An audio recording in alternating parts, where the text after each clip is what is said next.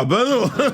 C'est comme ça que j'avais rigolé. Ah non, mes petits poulets, va falloir que je retourne dans le passé, en mai 2023, quand j'ai rencontré Alia, 10 ans. Avec elle, on a découvert l'histoire qui se cache derrière les coiffures africaines et leurs traditions. Allez, retour dans le passé, je rigolerai mieux à ce moment-là. Rewind.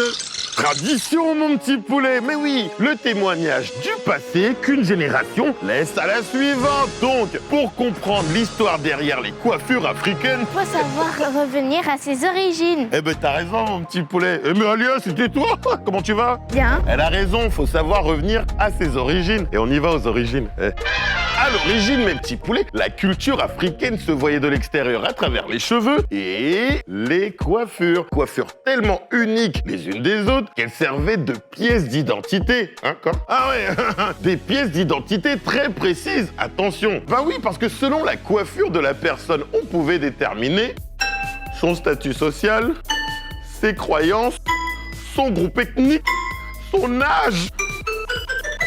Sa richesse. Oui, j'ai mis beaucoup de notes parce que richesse, c'est beaucoup de notes. Carte d'identité, c'était pas que ça. T'as raison, hein. Les coiffures africaines étaient avant tout des symboles de beauté et de créativité. On pouvait les couper, les tresser, les tordre au fil et même les orner à volonté. Mais cette époque glorieuse des royaumes africains a dû laisser place à l'une des périodes les plus sombres de l'histoire de l'humanité. Son nom? L'esclavage ou la traite des Noirs. Une période qui a duré des siècles, où parce que des personnes se pensaient supérieures à d'autres à cause de leur couleur de peau, se sont mis à acheter des Noirs africains comme des biens qu'on pouvait acheter et vendre comme des objets, même les maltraiter. On avait le droit de faire ça à d'autres personnes. Moi, j'aurais pas envie de vivre à cette époque-là. Mais Prési, quel est le rapport entre les coiffures africaines et l'esclavage? Ah bah tout, mon petit poulet. Parce que bien avant de les vendre et de les envoyer en Occident et dans les Amériques, les marchands d'esclaves rasaient complètement la tête des Africains. Non mais t'imagines? C'est un peu comme si on te disait aujourd'hui que quelqu'un voulait détruire... La carte d'identité? Bah la raison était simple, hein, mon petit poulet. Empêcher que les esclaves puissent savoir qui venait de quelle tribu. Ah bah oui, plus de coiffure égale plus de culture, donc plus d'identité. C'est pourquoi aujourd'hui, de plus en plus de stars afro-américaines font des recherches pour retrouver en Afrique le pays d'origine de leurs ancêtres. Crépus? Pourquoi on utilise ce mot pour les cheveux afro? Ah ça vient du terme crépage de chignon. Tu sais, une dispute, on en vient aux mains, on se tire les cheveux, du coup le cheveu est abîmé et ébouriffé. Et c'est à cause de cette comparaison de texture que depuis l'esclavage, on nomme, à tort, hein, on est d'accord, le cheveu africain de cheveux crépus. Fake news! Ah bah t'as raison, mon petit poulet, fake news. Tout comme à l'époque, le test du crayon, hein, pour définir si une personne métisse était beaucoup plus noire ou beaucoup plus blanche. On plaçait un crayon dans la chevelure de la personne testée. S'il tombait de lui-même, la personne était considérée comme blanche. Mais s'il tenait, alors elle était considérée comme noire. Ah bah moi je sais pas, mon petit poulet, t'as raison, hein, on sait pas ce qu'il aurait passé par la tête à l'époque. Enfin si quand même, je pense que c'est à cause de la beauté unique. Bon déjà, mon petit poulet, il faut se remettre dans le contexte. À l'époque, les Occidentaux avaient imposé leurs normes de beauté, c'est-à-dire une peau claire et des cheveux lisses. Et cette norme de beauté n'était pas seulement imposée à la culture africaine, mais aussi à d'autres cultures dans le monde, dont la culture asiatique, où les femmes se faisaient débrider les yeux pour ressembler aux femmes occidentales. Tout ça, c'est l'héritage de l'esclavage? Ouais, et c'est pour ça que le cheveu africain a longtemps été considéré en Occident comme un cheveu non entretenu, hein, n'est-ce pas, Tamara?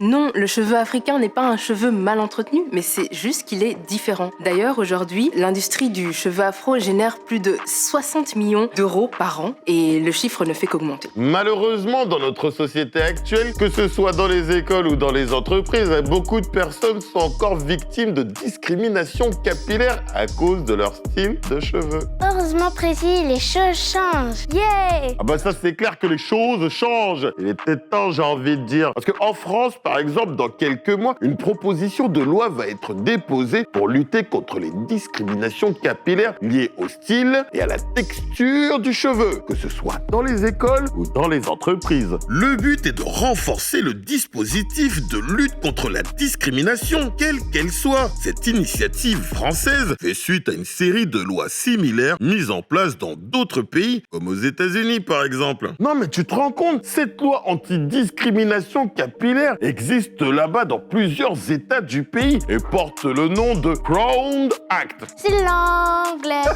Ça veut dire l'acte de la couronne. Bon bah voilà mes petits poulets, maintenant vous savez tout sur l'histoire derrière les coiffures africaines et si vous avez envie d'en connaître un peu plus, sachez qu'il existe une série de BD sur le sujet, super génial. D'ailleurs moi j'aime bien celle-ci, comme 1 million de papillons noirs. Elle parle de confiance en soi et d'acceptation du cheveu africain. Ça me donne envie d'aller voir mon coiffeur. Oh je l'aime bien mon coiffeur. Allez, ciao ciao mes petits poulets. On est en 2087, elle est toujours chaude cette émission. Je pense que je suis allé un peu trop loin dans le futur. Faut que je retourne en 2023 les gars. Rewind, rewind, rewind. Salut! Bienvenue sur la chaîne YouTube des news. On a une chaîne YouTube? Évidemment, abonne-toi. Eh oui, c'est la base, YouTube des news, tu t'abonnes.